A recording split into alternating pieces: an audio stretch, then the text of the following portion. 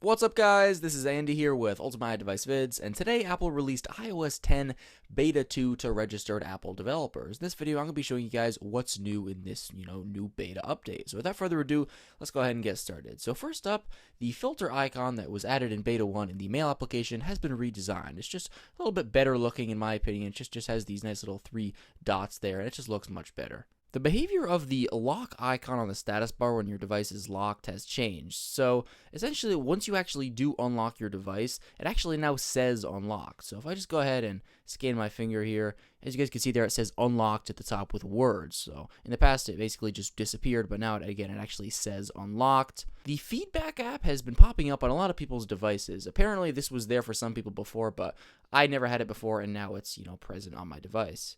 The control center bounce is gone. So normally when you open up the control center, there's essentially just like a little bounce effect, but that's completely gone and it looks much cleaner if you ask me. I'll show you guys over here on iOS 9. This is also present in the first beta of iOS 10. Just that little bounce effect there, as you can see. I personally think it's ugly, so I'm certainly happy that it's gone. It's just much cleaner. The animation when you open up folders has slightly changed. You could actually still see the folder in the background. It doesn't just disappear from the blurred background. If you guys go into Settings, Maps, and scroll down to the bottom, there's now a Show Parked Location toggle. This was present in Beta 1, however, there was not a toggle in here, but now you can actually see it, and there's a little description of what the feature provides. Basically, when you leave your car, it's going to, detect when the Bluetooth disconnects and tell you where your car is. That's a super cool feature. In iOS 10, Apple opened the Messages application to App Store developers. So now when you go into the Messages button inside of the Messages application, you now essentially have a new Store option if you tap on the grid down below. As you can see right here, we have Store, and this essentially will open up a app store for the Messages app. So it's really cool. Now, as of right now, there's some ones that Apple provided right here.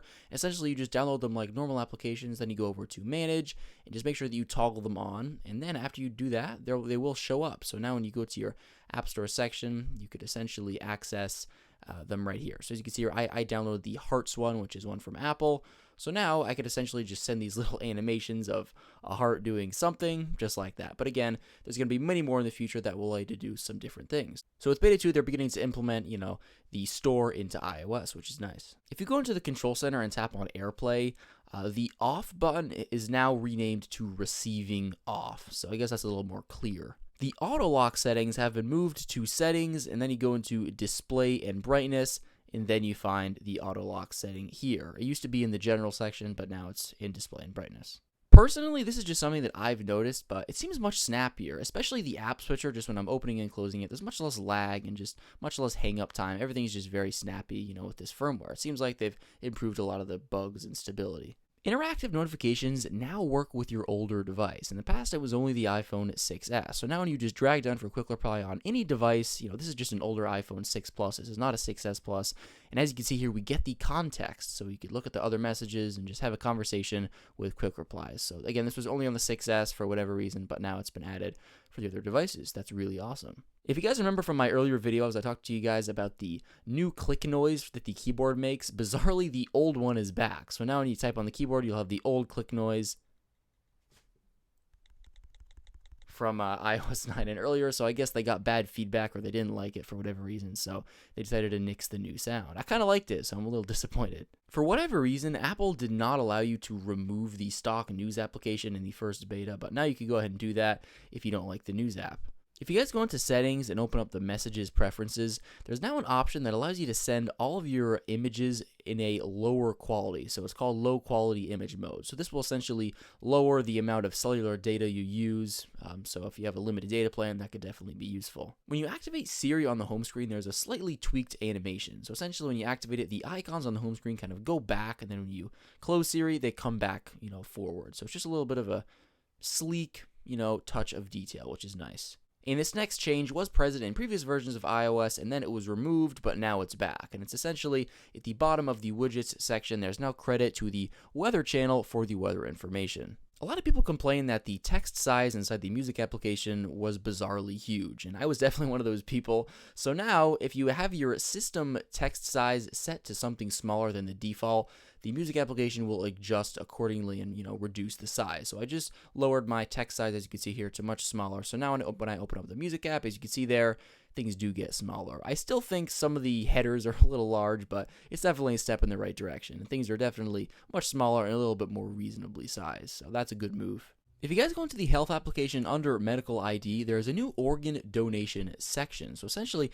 this will allow you to sign up to be an organ donor right from the health application with Donate Life America. So you could sign up right here, and of course that will be reflected in the medical ID section of the health app. So when someone's on your lock screen and they're looking at your information, that will be there if you decide to set it up.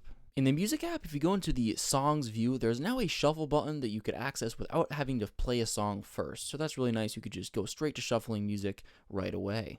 And this is also reflected inside an individual artist's page if you want to shuffle, their music just like that.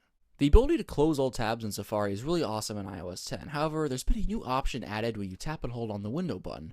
Now you also get the ability to create a new tab in addition to closing all tabs. So you can just tap new tab and it'll create a new tab for you.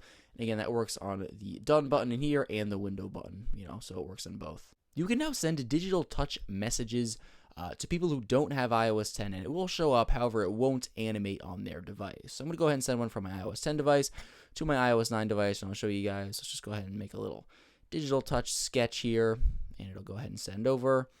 And again, it's going to show up, but it's not going to have that cool little animation there. As you see there, it's just an image, and there's no way to animate it. But again, it's still part of the experience, and it's definitely nice that they included that. And you guys, that pretty much wraps up this video. So that's definitely not everything. There's definitely more, tweaks in there, smaller tweaks and changes. But in terms of the big changes, I believe I covered everything that I could. So if you guys discover any more features, make sure to comment down below in the comment section. Let everybody know about them. So if you find this video helpful, make sure to give it a like and subscribe to this channel for many more videos pertaining to iOS 10, jailbreaking, and pretty much anything else pertaining to iOS devices. Also, make sure to follow the channel on Twitter, like it on Facebook, and also make sure to follow me on Twitter. I'll be sure to put all those links down below in the description. Thank you guys so much for watching, and enjoy iOS 10 Beta 2. Peace.